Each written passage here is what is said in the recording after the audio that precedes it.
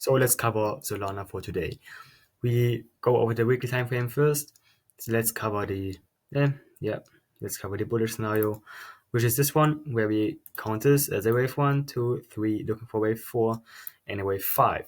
So wave 4 can possibly be finished here, but it doesn't have to, because at this moment wave 4 is still shorter in time than wave 2.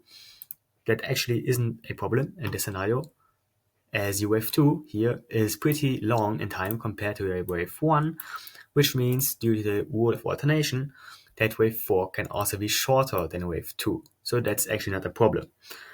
We hit the target area for wave 4 pretty nicely, 236 to 382.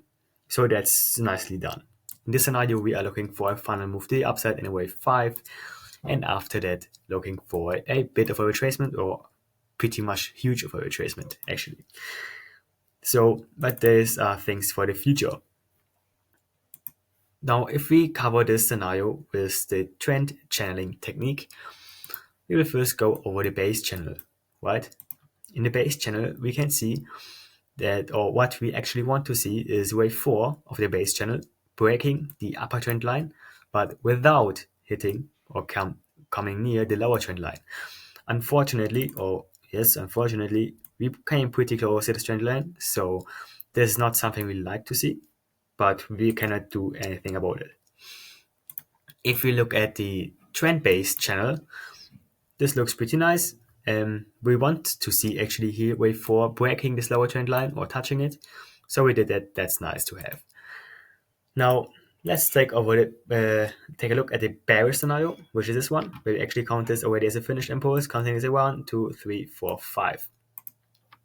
So in this case, we are looking here at a start of a corrective move, which doesn't mean that we don't take all-time highs, because we always have possibilities of a flat structure, a WXY structure, even a running triangle, A, B, C, D, E, blah, blah, blah. You know what I mean?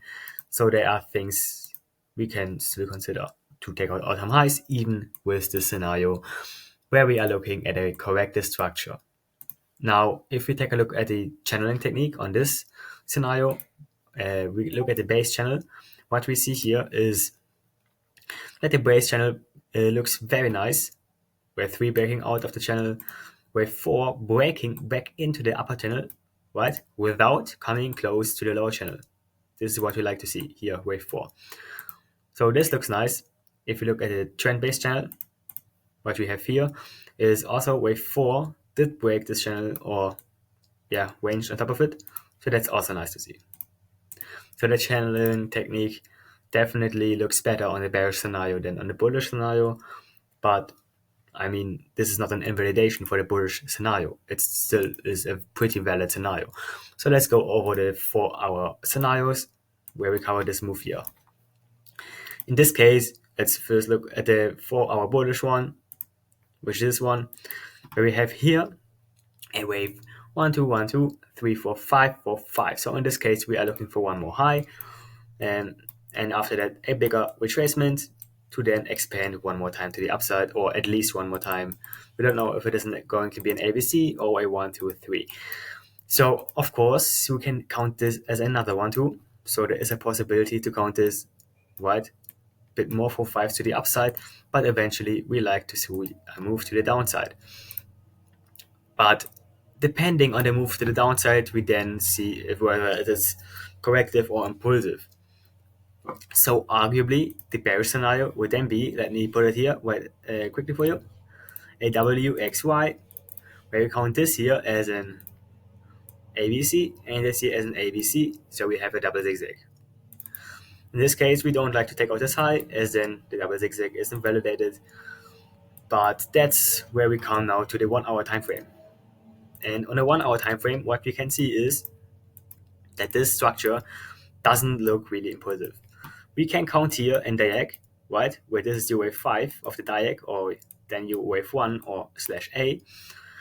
Then the problem really is this is an expanding diagonal, so we don't like to see that.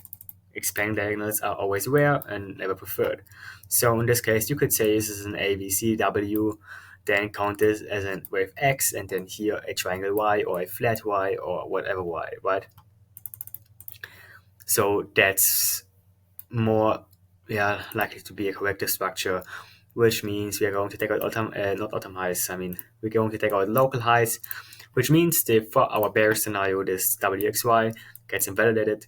So probabilities are higher on the 4 hour time frames for a bullish scenario where we are going to look for some kind of retracement and then expansion to the higher, yeah, to higher prices.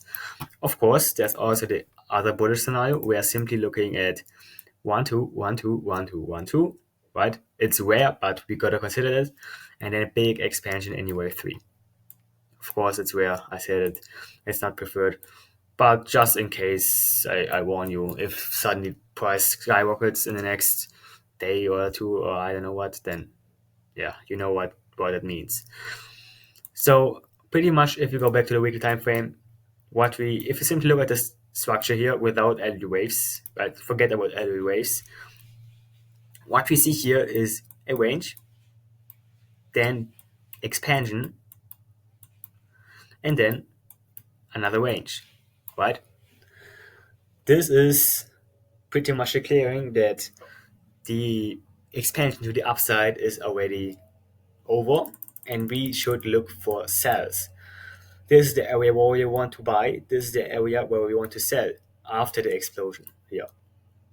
So we are looking at kind of a retracement based on the structure. Of course, I said if we have the top here in year 5, you can still take out all-time highs, and the bullish scenarios are still valid, not invalidated. If of course if that happens, I will yeah, make an update video. So nothing to worry about too much now. But if you bought somewhere here, like in this range, or even somewhere here, right about this level, then I think that's a valid point to slowly decelerate out of the market, and maybe set like DCA levels. Yeah, around this level or something like that. Of course, we can go higher to $400 or something like that. So yeah, that's something for you to decide. I hope you like it. I think I will cover Ethereum tomorrow, so stay tuned.